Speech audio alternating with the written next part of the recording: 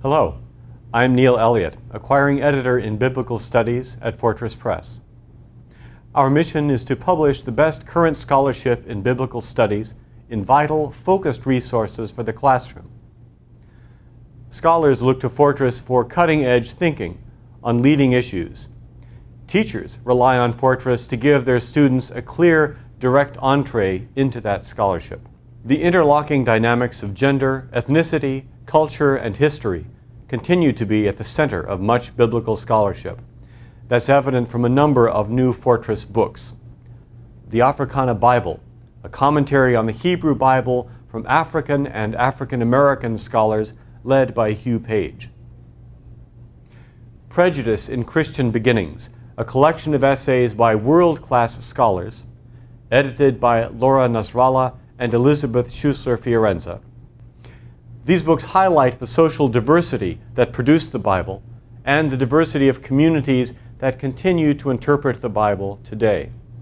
Our offerings in Hebrew Bible advance the vital discussions of creation and the environmental crisis, with books by Mark Smith on the priestly theology in Genesis and Arthur Walker Jones on ecological themes in the Psalms. Fortress has also brought some of our leading Hebrew Bible textbooks into new editions for the college level. The classic historical introduction by John Collins, Norman Gottwald's socio-literary approach, and a new presentation of the heart of Walter Brueggemann's theology of the Old Testament. We continue to publish some of the most intriguing new explorations of Christian origins. Kathleen Corley brings to light the central role of women's funerary rituals in Christian origins in her book Maranatha. Daniel Smith revisits the empty tomb and finds new impulses at work in the earliest sources. Hal Taussig examines the social experimentation at the origins of Christian meal fellowship in his book In the Beginning Was the Meal. Heike Rezeinen gives a magisterial account of the rise of the Christian thought world. A Swiss scholar has compared scholarship on the Apostle Paul today to a village just after an earthquake. Everything has been shaken up, everyone is scrambling around with a sense of urgency, but there's no consensus about what needs to be done next.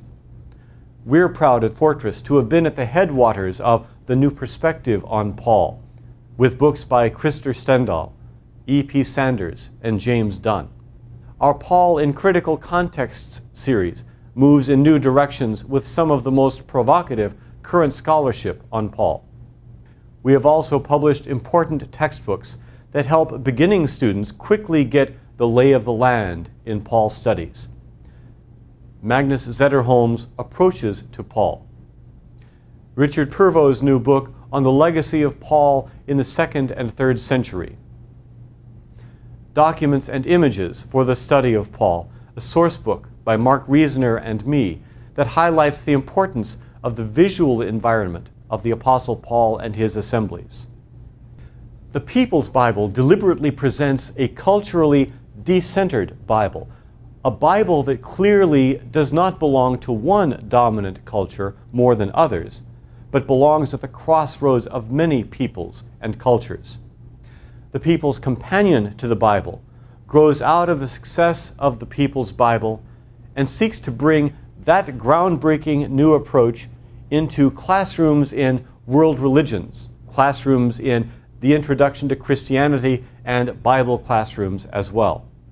The People's Companion to the Bible is not a Bible, it's a textbook that includes new essays in addition to the essays drawn from the People's Bible. Those new essays include an introduction to the Hebrew Bible and an introduction to the New Testament, from this new angle of vision, along with an essay that asks what difference seeing from a cultural location makes in reading the Bible theologically. Other features designed for the classroom include a reader's self-inventory that helps students identify their own social location and the unique angle of vision that gives them, and gets them talking with other students about the differences among us. The People's Companion to the Bible is designed to move us further into a wider appreciation of the Bible as our common cultural legacy.